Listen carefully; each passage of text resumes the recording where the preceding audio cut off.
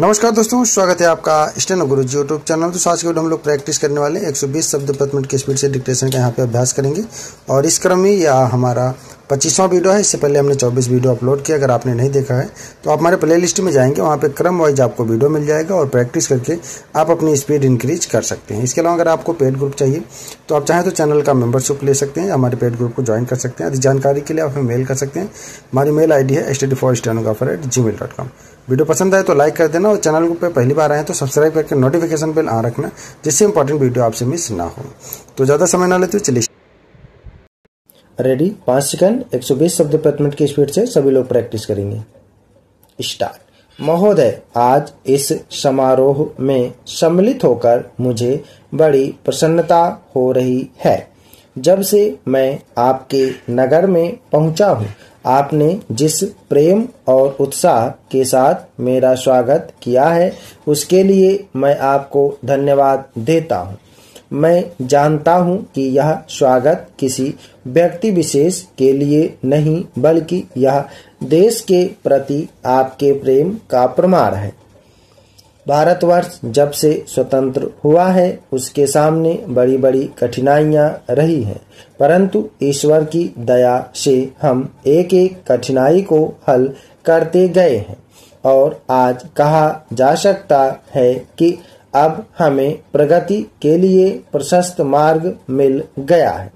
यदि हम चाहें और देश के लिए आपस में मिलजुल कर साहस तथा उत्साह के साथ काम करें तो संसार में ऐसी कोई चीज नहीं जो इस देश के लिए दुर्लभ हो। इसलिए एक ऐसे दिन का मनाना जिस दिन देश की उन्नति के लिए एक बहुत बड़ा कदम उठाया गया था स्वाभाविक ही है। अंग्रेजों के साथ जिस समय स्वराज के लिए समझौता हुआ उस समय उन्होंने और सब चीजों के साथ साथ एक काम और किया जिसका परिणाम कुछ भयंकर हो सकता था।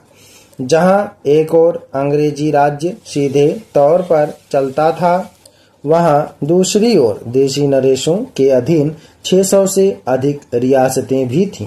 ब्रिटिश सरकार ने जाते समय यह घोषणा कर दी कि ये सभी रियासतें अपने को उन सभी शर्तों और बंधनों से मुक्त समझें जो उन्होंने ब्रिटिश सरकार के साथ किए थे और प्रत्येक का अधिकार है कि वह चाहे तो हिंदुस्तान के साथ अथवा पाकिस्तान के साथ मिल जाए या अपने को स्वतंत्र रखे। एक नीति के रूप में यह बात बिल्कुल ठीक थी, परंतु यदि हमारे देशी नरेशों के हृदय में भी वह देश प्रेम नहीं होता जो उन्होंने दिखलाया तो संभव था कि एक भारतवर्ष के बदले आज भारतवर्ष के कई टुकड़े हुए होते। यह समस्या देश के एक भाग में अब तक तय नहीं हो पाई है और वह भाग कश्मीर का है। उसके लिए हम अभी भी चिंतित हैं। देशी नरेशों के देश प्रेम, उनकी दूरदर्शिता और समय को पहचान कर उसके अनुसार अपने को ढाल लेने की उनकी शक्ति के फलस्वरूप ही भारत के 2 टुकड़े हो जाने पर भी विशाल भारतवर्ष आज रह गया है। महोदय, वह उस भारतवर्ष से कहीं अधिक बड़ा है जो कभी किसी भी ऐतिहासिक काल में या उसके पहले किसी एक छत्र शासन के अधीन रहा हो। आप जानते हैं कि भारतवर्ष इतना बड़ा देश है, पर संसार के बड़े बड़े देशों की सैनिक शक्ति के सामने उसकी शक्ति बहुत कम है। इंग्लैंड, अमेरिका और रूस की सैनिक शक्ति के सामने हमारी शक्ति बहुत कम है। ऐसी स्थिति में हमारे सामने प्रश्न यह है कि क्या हम किसी के सामने झुक जाएं, किसी के साथ मिल जाएं या अपने को तटस्थ और स्वतंत्र रखें। किसी के साथ मिल जाने का अर्थ यह हो सकता है कि हमें उसके प्रभाव या उसकी शक्ति का लाभ मिले, परंतु उसका परिणाम भयंकर हो सकता है। यदि उन पर कभी संकट आया तो हम पर भी आएगा। यदि हम अलग रहते हैं तो हम अपने पैरों पर खड़े होकर अपनी शक्ति से बहुत कुछ कर सकते हैं। हमारे प्रधानमंत्री ने इसी नीति को अपनाया है और यद्यपि आरंभ में हमारे अपने देश में ही बहुत से लोगों ने इसको नहीं समझा था, पसंद नहीं किया, परंतु आज हम देख रहे हैं कि उसका परिणाम क्या हो रहा है। हमारे प्रधानमंत्री ने इस बात की घोषणा कर दी कि हम किसी भी दूसरे देश के साथ गठबंधन नहीं चाहते और हम स्वतंत्र रहकर अपना कामकाज अलग चलाएंगे। हमारे बहुतेरे लोगों ने यह समझा कि यदि हम किसी बलशाली देश से मिले तो और कुछ नहीं तो कम से कम आर्थिक सहायता तो मिलेगी। जो देश यह चाहते थे कि हम उनके साथ मिलें, उन्होंने तो बुरा माना है। उन्होंने यह नहीं समझा कि हम अपने को अलग रख रहे हैं, न कि उनके विरोधियों के साथ मिल रहे हैं। जैसे जैसे समय बीतता गया, धीरे धीरे उन्होंने भी हमारी विदेशी नीति को समझा। आज संसार के लोग मानने लग गए हैं कि भारतवर्ष अपने दृष्टिकोण पर स्थित है। इतना ही नहीं बल्कि एक नए देश को जिसे स्वतंत्र हुए अभी 55 वर्ष ही हुए हैं, जो स्थान मिल सकता है उससे कहीं ऊंचा स्थान हमको मिल गया है और हमारा उत्तरदायित्व भी बढ़ गया है। मैं मानता हूँ कि इसी प्रकार यदि हम महात्मा गांधी के दूसरे सिद्धांतों को भी अपनाएं और उसके अनुसार आचरण करें तो इसका संसार पर बहुत प्रभाव पड़ेगा। महोदय, जैसा कि माननीय सदस्य जानते हैं, कल दूसरे सदन में इसी तरह की बहस थी। मुझे वहां भी कुछ देर बैठना पड़ा। इस कारण यहाँ जो भाषण हुए उन सबको मैं सुन नहीं सकी। मुझे सुनकर दुख है कि कुछ माननीय सदस्यों ने इस अवसर पर भी हमारे विदेश विभाग को बुरा भला कहा। सेवाओं पर दोषारोपण करके सरल रास्ता निकालने का प्रयत्न ऐसी प्रवृत्ति है जिसकी मैं निंदा करती हूँ। मैं यह नहीं कहती कि हमने गलतियां नहीं की हैं और हमारे सभी प्रतिनिधि हमेशा योग्य ही होते हैं।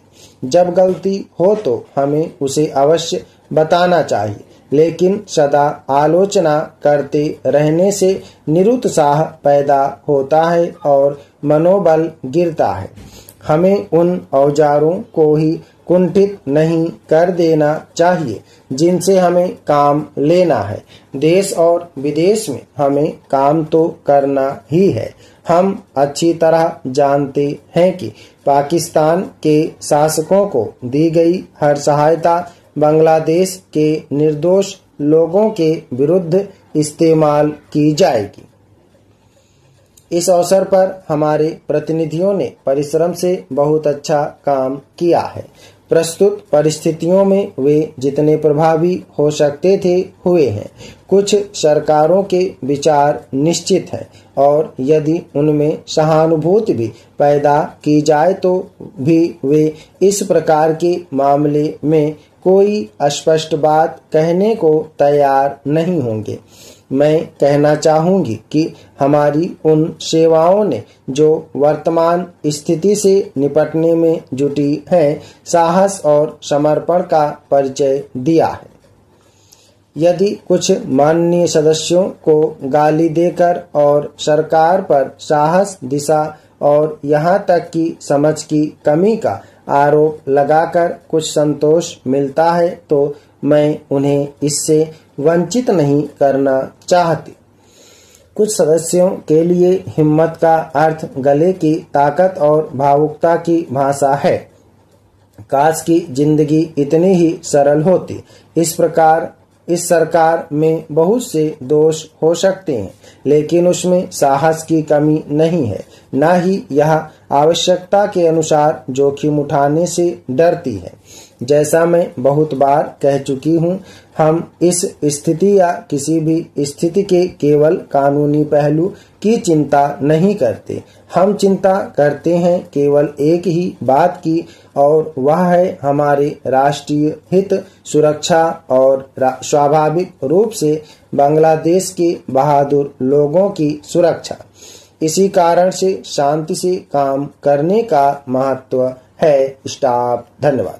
ओके दोस्तों, आप लोग इसको प्रैक्टिस करिए। सभी लोग मैटर को प्रैक्टिस और ट्रांसक्राइब करेंगे। एक बारी दो बारी प्रैक्टिस करेंगे, जरूर लिखा जाएगा 120 शब्द प्रति मिनट की। उम्मीद है कि दोस्तों वीडियो आपको पसंद आया होगा, तो वीडियो को लाइक कर देना, और अगर अभी तक आपने हमारे चैनल को सब्सक्राइब नहीं किया तो प्लीज़ सब्सक्राइब करके नोटिफिकेशन बेल ऑन करना। और दोस्तों, अगर आप डेली डिस्कशन चाहते हैं तो आप चाहें तो चैनल का मेंबरशिप ले सकते हैं या हमारे पेड ग्रुप को ज्वाइन कर सकते हैं। अधिक जानकारी के लिए आप हमें मेल कर सकते हैं। हमारी मेल ID है studyforstenographer@gmail.com। अपना बहुमूल्य सुझाव हमें कमेंट बॉक्स में जरूर देना। वीडियो को पूरा देखने के लिए बहुत बहुत धन्यवाद। Thanks for watching. जय हिंद, जय भारत।